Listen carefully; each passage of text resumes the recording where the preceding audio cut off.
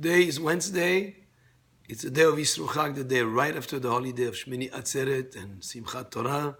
We just went through a beautiful period of holidays, Rosh Hashanah, Kippur, Sukkot, Shmini Atzeret, Simchat Torah, and today is the day after. And we actually started reading the book of Bereshit on the day of Simchat Torah, right after we concluded the parasha of Zot Beracha.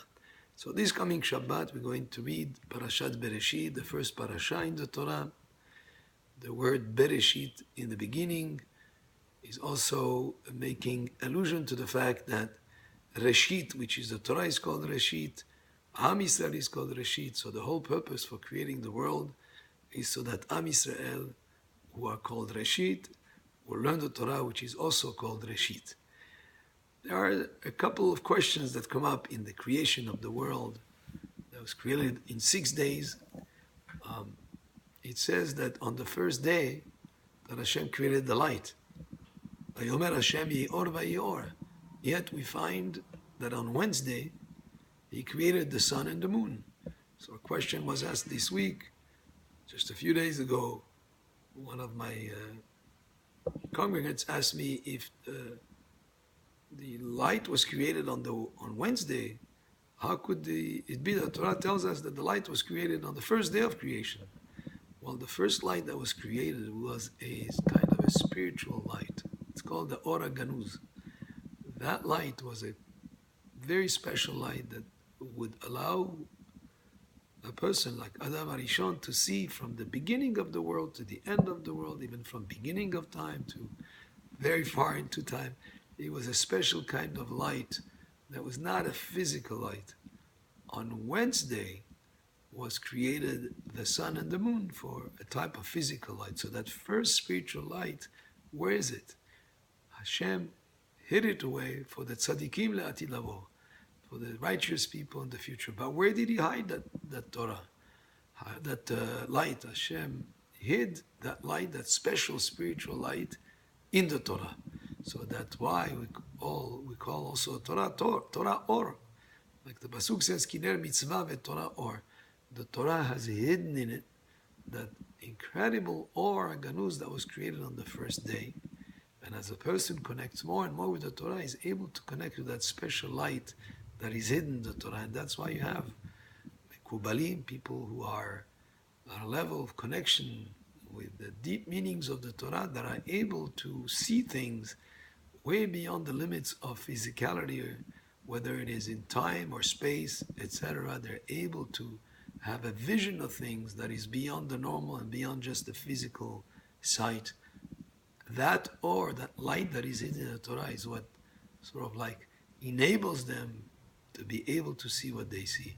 So that's regarding the first and the fourth day. Then there is another question that comes up also on the creation of the world. The Torah tells us that on the third day, the plant life was created. The plants, the fruits, the vegetation.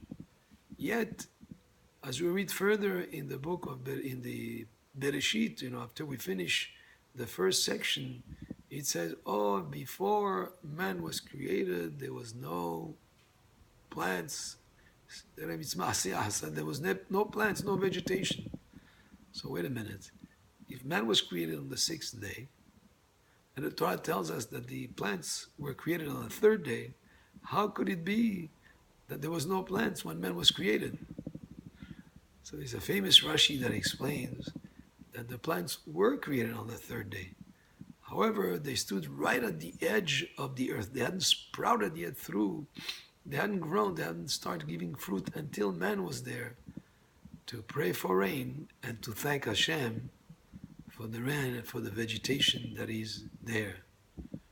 Tells us a very important concept, the importance of prayer as is connected to rain, to sustenance, etc. That even though the plants were there in the ground, they didn't grow and they had to wait for Adam to be created.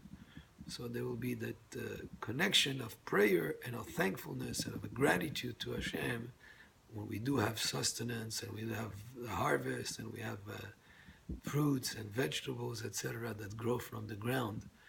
And so important it is when we partake of any food to say a bracha before, to say a bracha after, and to realize that the plants, even though they were created on the third day, they had to wait for Adam, for man to be there, to pray for them, to grow and to have rain, just like we did on Shmini Atzeret when we prayed for the rain, we did Tikkun HaGeshem, and to thank Hashem for the food that He is giving us, even if it's a simple thing as having one fruit. You say bracha before you say bracha after. Baruch Adonai le'olam, amen ve'amen.